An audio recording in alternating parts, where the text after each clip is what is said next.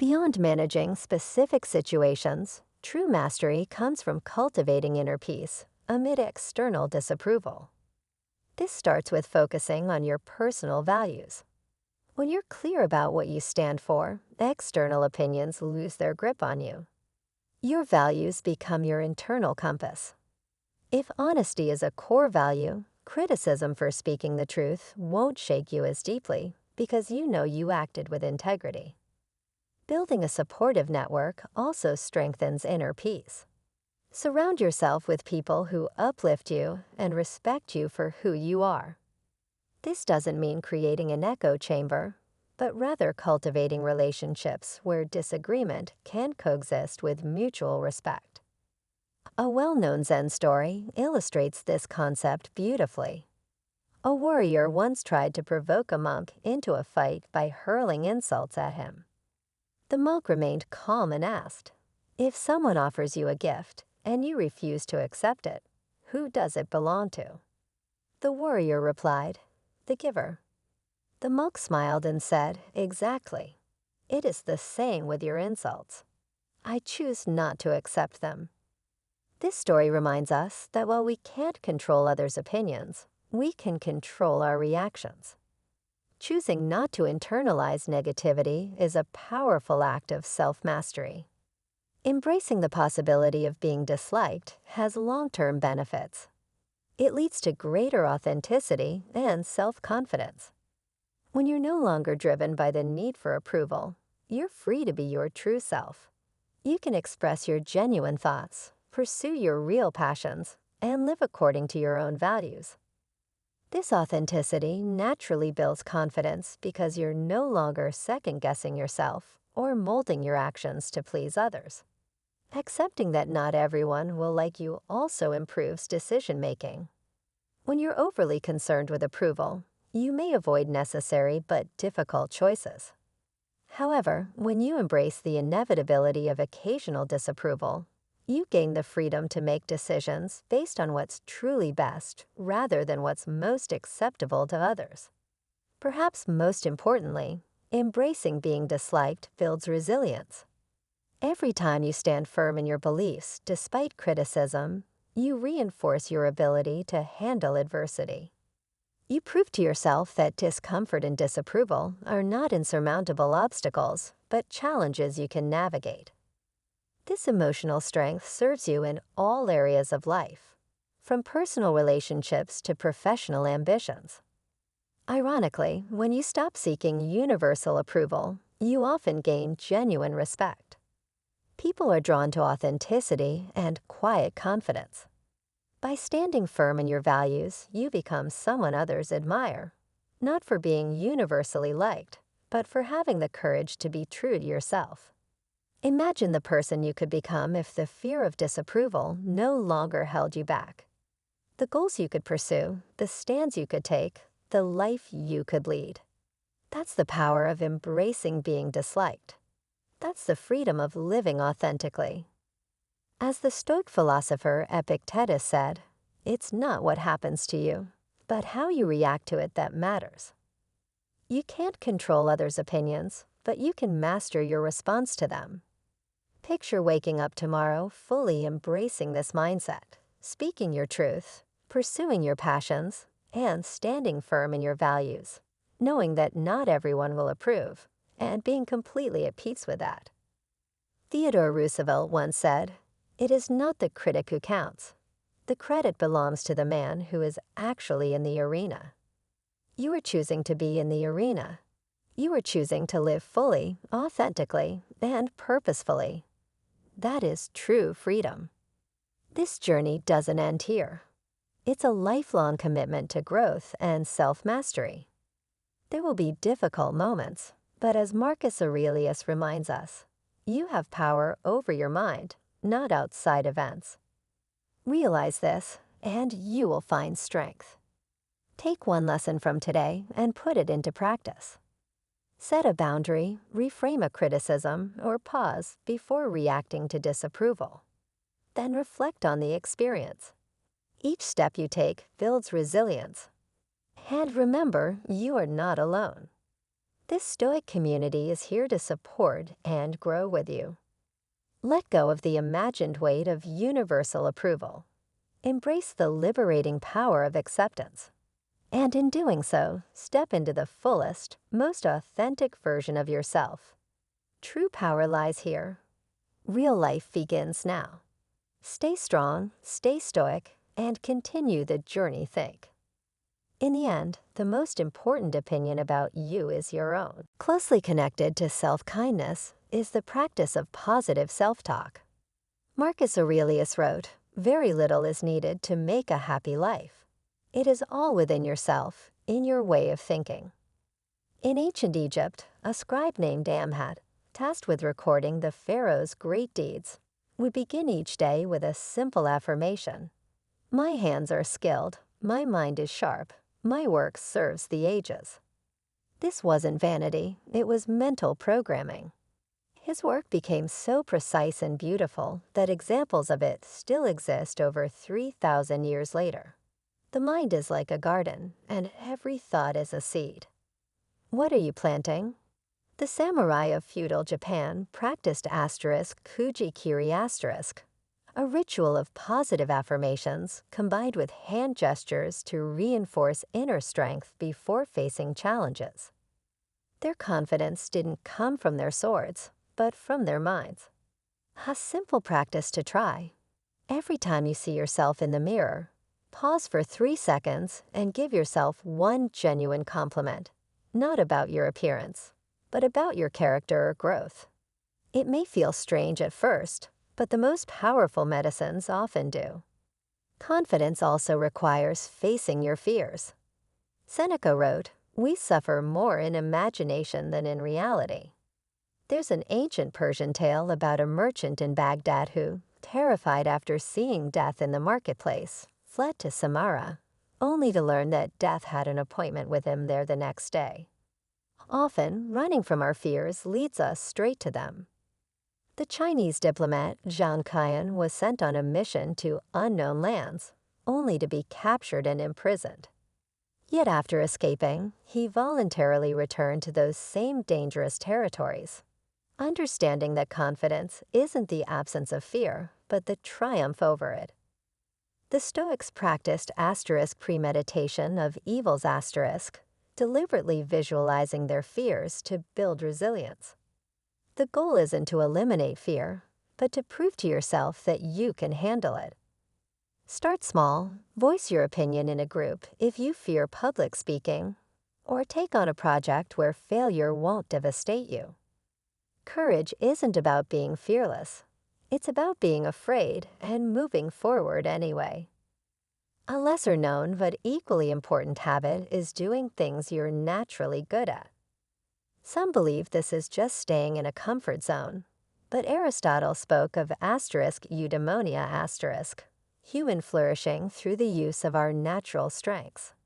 In Nordic tradition, a young Viking struggled for years to master the sword, only to discover his natural talent for archery. Once he embraced his strength, he became a warrior and a legend. Confidence doesn't always come from struggle. Sometimes it comes from recognizing and cultivating what already exists within you. The Japanese concept of *ikigai* teaches us to find the intersection of what we're good at, what we love, what the world needs, and what sustains us. When you regularly engage in your strengths, you build a success bank, a mental reserve of positive experiences to draw from when facing new challenges. A master calligrapher in ancient China didn't start each day questioning his abilities. He knew he could write beautifully.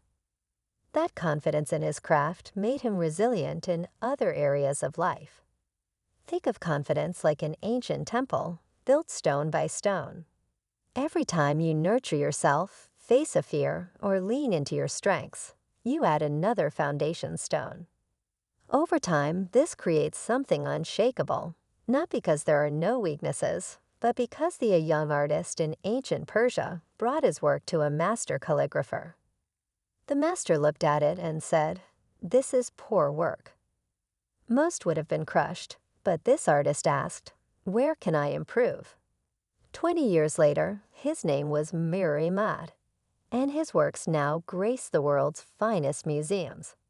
The difference wasn't in the criticism he received, but in how he received it.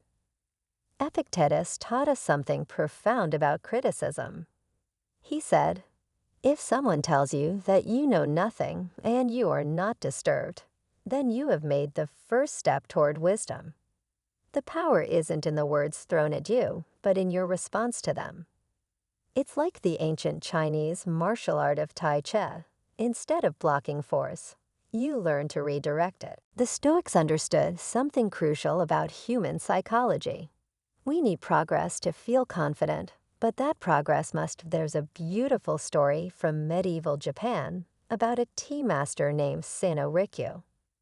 A samurai, offended by Rikyu's critique of his tea ceremony, challenged him to a duel. Rikyu accepted, but asked to perform one last tea ceremony. During the ceremony, he performed each movement with such grace and mastery that the samurai, watching closely, realized the critique had been a gift, not an insult. He bowed and withdrew his challenge. When someone criticizes you, pause for 3 breaths. In the first breath, acknowledge the emotional sting. In the second breath, ask yourself, is there something here I can learn? In the third breath, remember that criticism often says more about the giver than the receiver. This simple practice can transform criticism from a confidence destroyer into a confidence builder. Unshakable. Marcus Aurelius wrote, "Progress is not achieved by luck or accident, but by working on yourself daily." An ancient tale from the African kingdom of Mali tells of a griot, a storyteller named Jabari, who wanted to memorize all the stories of his people, thousands of them. His teacher gave him wise advice. Don't try to swallow the ocean. Start with a cup of water. Each day, Jabari learned one story. 10 years later, he became one of the most celebrated griots in Mali's history. His confidence came not from the magnitude of his achievement, but from the consistent attainment of small, realistic goals. Confidence is like a pyramid. The ancient Egyptians didn't start with a capstone. They started with a solid foundation, adding one perfectly cut block at a time. When you set realistic goals, you're cutting those blocks to size. Too big, and they won't fit.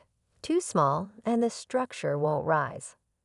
Instead of trying to transform your life overnight, focus on improving by just 1 degree each day. Want to become more confident in public speaking? Don't start with a TED talk. Start by speaking up once in a small meeting. Want to write a book? Don't start with a trilogy. Start with 1 page a day. The Stoics had a practice called progressive overload, gradually increasing challenges while staying within realistic bounds. Think of the ancient Greek wrestler Milo, who built his legendary strength by carrying a growing calf every day until it became a bull. His weight increased gradually, and his body adapted naturally. Ancient India had a practice called pratipaksha bhavana, the art of replacing negative thoughts with positive ones. Not in a superficial, wishful thinking way, but by questioning the very foundation of negative assumptions. A story from Sufi tradition tells of a wise woman known for her unshakable confidence. When asked her secret, she said, "Each morning, I meet my 2 great teachers, doubt and fear. I ask them, 'What do you have to teach me today?' Then I listen, learn, and let them go." She understood that negative thoughts aren't enemies to be vanquished, but messengers carrying noteworthy information. Epictetus taught that it's not events that disturb us, but our judgments about them. Imagine giving a presentation and someone yawns. The negative thought says, "I'm boring everyone." The Stoic response would be to question this. Are they tired from staying up late? Did they just finish a heavy lunch? Is my interpretation based on evidence or insecurity? A practical technique is to put negative thoughts on trial. What's the evidence for this thought? What's the evidence against it? If a friend were in my situation, what would I tell them? What would Marcus Aurelius say about this? This habit becomes particularly powerful when combined with understanding cognitive distortions, those mental traps that ancient philosophers recognized long before modern psychology named them. The Stoics had an antidote to catastrophizing: premeditatio malorum, preparing for difficulties while maintaining perspective. A pottery master in ancient China was known for creating perfect vessels. When asked about his secret, he said, "I used to see every imperfection as a failure. Now I see each one as a question. What can this teach me about my craft?" His confidence came not from eliminating negative thoughts, but from transforming them into tools for growth. Ancient Buddhism had a tradition of starting each day by celebrating 5 small things before even getting out of bed. This isn't just positive thinking, it's neural programming. Every time you acknowledge a win, your brain releases dopamine, strengthening the neural pathways associated with success and confidence. Before each major battle, Alexander the Great would gather his troops to celebrate their previous victories and small daily acts of courage. He understood that confidence is built not on rare moments of glory, but on daily moments of progress. The Japanese concept of kaizen, continuous improvement through small steps, teaches us that major transformations happen through minor victories accumulated over time. Confidence is like a mosaic. Each small win is a tile, individually insignificant, but together they create a masterpiece. A practical technique used by ancient Roman generals was the victory journal. Each night, write down 3 wins from your day. They don't need to be spectacular. Maybe you spoke up in a meeting, chose a healthy lunch, or showed patience in a difficult situation. Over time, you'll build a written record of your progress, proving to yourself that you are more capable than your doubts suggest. The ancient Japanese concept of wabi-sabi finds beauty in imperfection. A master potter named Tanaka once created a bowl with a slight asymmetry. Instead of discarding it, he highlighted the imperfection with gold, creating something more valuable than a flawless bowl could ever be. True confidence comes not from being flawless, but from embracing continuous growth. A young monk in ancient Tibet was frustrated with his meditation practice. His master poured tea into the monk's cup until it overflowed. "Like this cup," the master said, "you're so full of expectations about perfection that there's no room for growth." The lesson is clear. Confidence isn't about reaching a perfect state, but about maintaining steady progress. Marcus Aurelius wrote, "Does the sun concern itself with the opinions of shadows?" This wasn't arrogance, but liberation from the pursuit of perfection. The sun grows brighter each day, not worrying about being perfect, but focused entirely on its purpose, giving light. These habits come together like the pillars of an ancient temple, each supporting the others. Stop comparing yourself to others, and you'll create space to surround yourself with positive people. Take care of your body, and you'll have more energy to face your fears. Celebrate small wins, and you'll build the resilience to accept criticism gracefully. An old Arabian tale tells of a merchant who spent his life searching for a magical gem that would give him unshakable confidence. After years of travel, he returned home without finding it, only to realize that the journey had transformed him into someone of remarkable confidence and wisdom. The search itself had created what he was looking for. Confidence isn't something you find or achieve. It's something you build, day by day, habit by habit. As Epictetus said, no great thing is created suddenly. Your journey to unshakable confidence is a journey, not a destination. Let it begin today foundation is strong enough to support growth in any direction.